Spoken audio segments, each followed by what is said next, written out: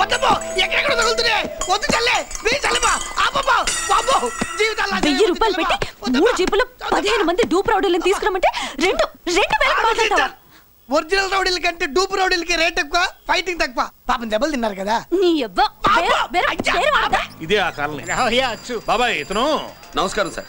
నమస్కారం. నా పేరు మురళీకృష్ణ. ఎవడు బక్కరా ఇంటి కోసం వచ్చినట్టున్నాడు. ఈ లాస్ అక్కడ కవర్ చేద్దాం పద. ఓకే బాబు, నేను చెప్పిన అమ్మాయి ఈ అమ్మాయి. అమ్మా, ఈ బాబుకి మన కాలనీలో ఇల్లు కావాలట.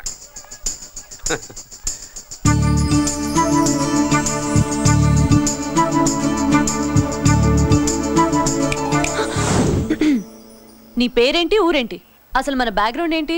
పేరు మురళీకృష్ణ, ఊరు Vizag. Background under ground upper ground అన్ని చెల్లి.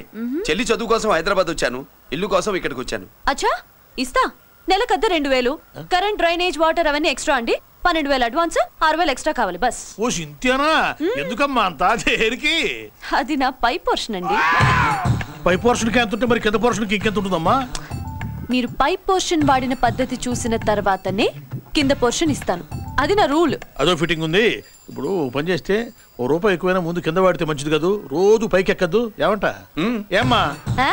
రూల్స్ ఒప్పుకో. రూల్స్ ఒప్పుకోకపోతే నువ్వు మాత్రమే చేస్తావులే.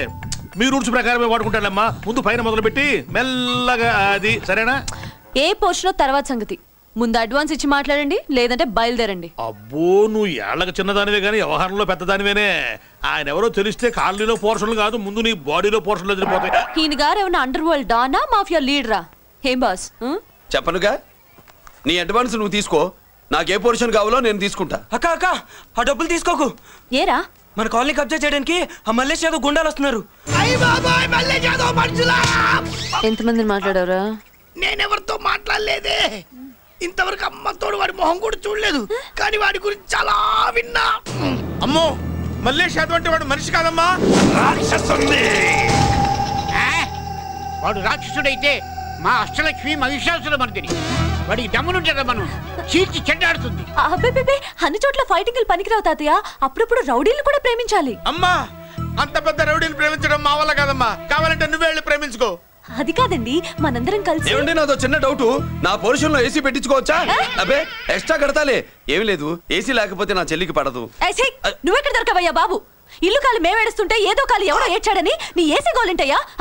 ఏ సెకల్లో లెగ్గు పెట్టావు?